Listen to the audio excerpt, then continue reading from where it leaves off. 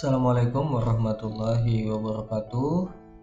Kami dari tim Aulia dalam kesempatan ini akan menunjukkan bagaimana cara operasional untuk aplikasi developer atau aplikasi properti untuk perumahan. Oke, langkah pertama di sini kita yang harus dilakukan adalah penginputan daftar customer. Nah, di sini kita coba input satu data untuk customer ya. Misal nama pelanggannya atau customernya Muhammad Jahir. Kemudian di sini alamatnya misal dari Martapura. Kemudian kotanya kota Martapura dan kode posnya bisa diisi juga di sini misal 70617. Nah, kemudian langkah berikutnya di sini kita klik simpan. Nah, detail 1 ini nanti maksudnya untuk detail data lengkapnya ya.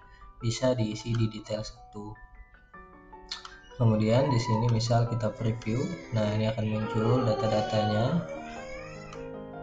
Oke, kemudian kita coba tambahkan lagi misal untuk customer nomor 2, misal di sini Aldi Saputra.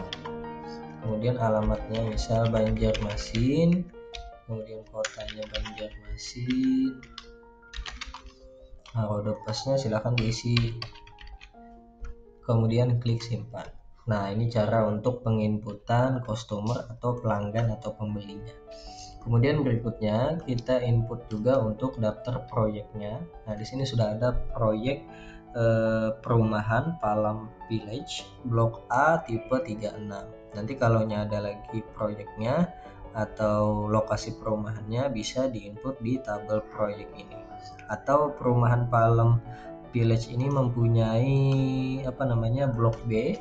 Nah, di sini bisa dirubah, misal blok B tipe 45. Nah, di sini kita simpan. Kita tambah dulu, tambah di sini ini kita tambah misal perumahan Palam Village. Nah, alamat proyeknya misal di Jakarta atau di mana, ini bisa disesuaikan ya. Nah, bloknya blok B. Kemudian tipe proyeknya tipe 45. Kemudian kita simpan. Nah, ini jumlah rencana bangun misal 50. Oke, kita simpan. Nah, jadi ada dua nih. Ada 36 dan tipe 45. Oke, langkah berikutnya kita lanjut ke daftar stok. Nah, jadi fungsinya daftar stok ini nanti adalah menginput di sini misal stok rumah. Nah, tadi kan kita coba isi 50 rumah. Nah, berarti nanti diinput di sini ke 50 rumahnya. Kemudian kalau pembuatan rumahnya pembuatan rumahnya melalui ini misal semennya beli atau rakit rumah dari awal besi dan lain-lain. Nah, jadi untuk datanya diinput di sini. Kemudian misal pembelian tanah juga dilakukan penginputan di sini. Nah, di sini misal kita coba input ya beberapa rumah. Misal di sini kalaunya rumah nanti dikasih saja depannya huruf R001. Kemudian nama barangnya rumah nomor 001 tipe 36. Oke, nah di sini jenisnya dipilih. Nah, ini yang 36 ini blok A. Kemudian kode pelanggannya misal yang ini diambil atas nama Muhammad Jahir. Oke, kemudian proses pembayarannya kalaunya cash ditulis cash, kalaunya kredit ditulis kredit. Nah, ini bisa diisi misal luas tanahnya berapa, luas bangunan 6 kali 6. Nah, luas tanah misal 10 kali 9. Nah, ini bisa disesuaikan. Kemudian kalau ada harga cash juga diisi. Kemudian harga belinya kita ke kontraktor misal berapa, misal di sini 136 juta. Kemudian kita jual lagi ke customer, ke Muhammad Jahir misal 175 juta. Nah, ini 175 juta. Oke, kemudian kita klik simpan. Nah, kita tambah lagi tadi misal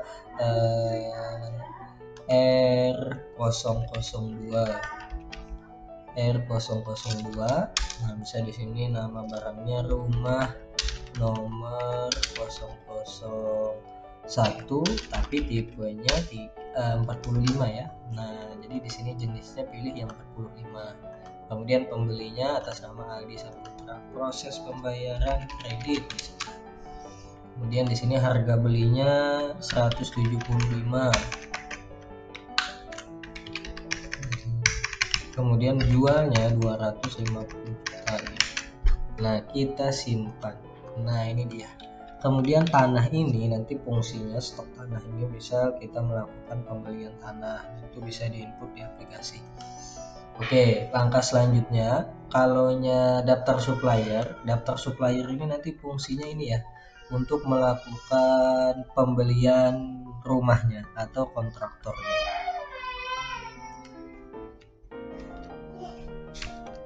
Kemudian selanjutnya di sini misal kita coba untuk melakukan pembelian ya.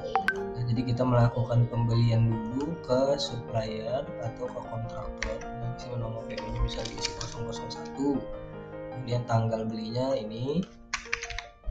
Kemudian di sini kode barangnya bisa ditekan C. Misal kita beli dulu keduanya, rumah nomor tipe 36. Oke. Nah, di sini, nah kalau ada keterangan seperti ini, berarti kita harus ubah dulu di sini di daftar customer yang atas nama Muhammad Jahir. Nah, batas penjualan ini kita rubah misal 200 juta. Kemudian simpan. Nah, yang ini kita edit juga misal 300 juta. Oke, kita simpan. Nah, sebelum masuk ke pembelian tadi, kita input dulu untuk saldo awal ya. Nah, misal di sini kita masukkan dulu untuk saldo awal.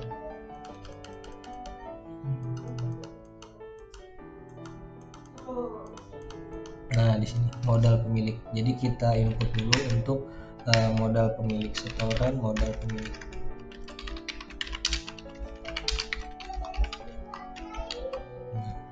Kita isi jumlahnya misal 1 miliar ya. Nah, kita simpan. Oke, kita coba cek dulu untuk laporan keuangannya. Di sini laporan keuangannya sudah ada, modal pemilik dan kas kecil senilai 1 miliar. Oke, selanjutnya kita lakukan pembelian rumah tadi ke kontraktor. 001. Nah, di sini kode barangnya misal yang ini dulu, rumah nomor 001 Oke. Sebentar, di sini sudah selesai, harga modal 136. Oke, tekan C. Nah, ini ada keterangan hutang melebihi batas. Kita coba cek lagi di daftar customer. Oke, di sini sudah selesai. Oke, kita coba cek dulu daftar proyek. Oke. Nah, di sini berarti yang kita rubah adalah daftar supplier. Nah, daftar supplier ini atau daftar pembeli ini kita coba juga menjadi 1 miliar ya. Oke, kita simpan. Nah, baru kita lakukan lagi transaksi pembelian. Di sini kode barangnya pilih yang C tadi. Nah ini 136.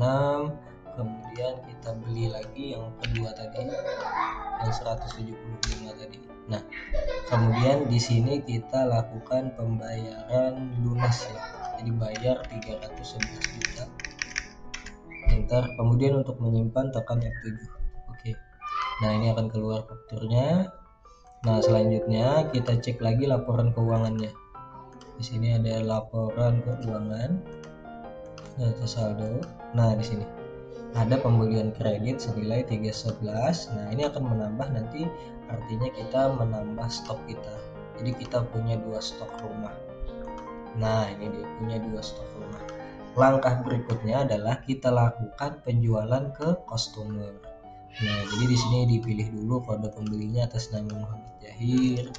Nah, di sini untuk kode barangnya Misal atas nama Muhammad Jahir tadi kan dia yang beli yang tipe 36, nah itu kredit, nah 175. Nah kalau kredit langsung saja diklik F7, nah dia otomatis menyimpan senilai 175 juta. Jadi atas nama Muhammad Jahir punya hutang ke developer itu senilai 175 juta. Oke, kemudian berikutnya kita coba lagi untuk Aldi. Nah, si Aldi ini dia melakukan pembelian rumah secara cash ya. Nah, berarti di sini diisi, diklik F6 isi 250 juta. Kita simpan. Nah, kan ada keterangan faktur sudah lunas. Nah, di sini harga satuan 250, total 250 juta. Nah, kemudian kita coba cek untuk registernya. Register piutangnya. Nah, di sini atas nama Muhammad Jahir punya utang senilai 175 juta. Kalau atas nama Muhammad Jahir ini melakukan pembayaran, maka nanti di sini di bawah map hijau ini ada pembayaran piutang, klik tambah atas nama Muhammad Jahir, misal pembayaran 50%. Nah, berarti misal atau 50%, misal di sini kita bayar 80 juta. Nah, gini. Kita klik simpan. Nah, nanti kalau ada pembayaran booking fee, uang muka, kemudian ada pembayaran yang lain-lain, maka dimasukkan di sini. Ini kita coba cek dulu untuk register piutangnya. Nama Muhammad Jahir di sini sudah bayar senilai 80 juta, sisa hutangnya senilai 95 juta. Oke, kemudian selanjutnya di sini misal kita buka lagi laporan keuangannya, neraca saldo. Nah, di sini juga kas kecil kita sudah menjadi 1,19 juta. Kemudian piutang dagangnya sisa 95 juta. Nah, di sini ada pendapatan penjualan rumah senilai 425. Kita cek juga di sini untuk ini ya, untuk laporan stok. Nah, tadi kan kita punya stok rumah ada 2. Nah, kita cek di sini. Nah, di sini sudah masuk 1, keluar 1, stok kita sisa 0 gitu. Oke, kemudian selanjutnya untuk transaksi keuangan. Nah, misal di sini kita mau menginput biaya nah, misal di sini kita mau input apa namanya? Biaya tanah bangunan atau biaya perencanaan, kemudian keterangannya biaya perencanaan, kemudian misal diisi 500.000, kita simpan. Oke, nah di sini juga otomatis masuk ke dalam neraca saldo. Di sini ada biaya perencanaan senilai 500.000. Nah, kemudian kita coba lagi untuk penginputan misal pendapatan ya. Nah, di sini kita cari dulu untuk pendapatannya. Oke.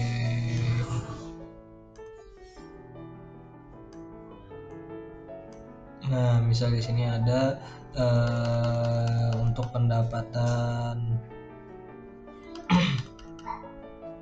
kita cek lagi untuk pendapatan.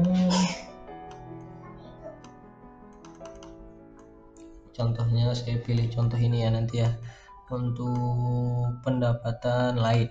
Nah, misalnya di sini pendapatan lain.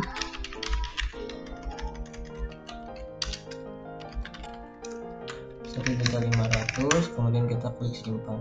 Nah, ini kita cek lagi untuk laporan keuangannya, neraca saldo. Nah, ini ada untuk pendapatan lain 1.500.000. Kita cek juga untuk rugi laba. Nah, di sini ada laba bersih setelah pajak 115 juta. Ini juga sudah otomatis dia masuk.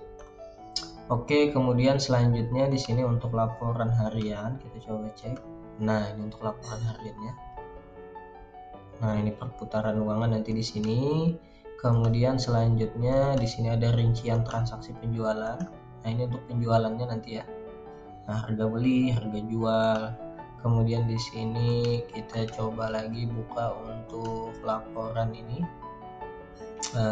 register hutang. Oke, sebentar, laporan register piutang ya. Nah, ini untuk laporan piutangnya. Oke, kemudian di sini kita coba buka juga untuk laporan piutang tadi yang faktur. Nah, ini atas nama Muhammad Zahir. Nah, ini bisa kita cek lagi nih atas nama Muhammad Zahir ini. Oke, nah itu untuk sekilas panduan untuk aplikasi properti atau developer. Jika ada pertanyaan lebih lanjut, silahkan konfirmasi ke kami. Saya akhiri. Assalamualaikum warahmatullahi wabarakatuh.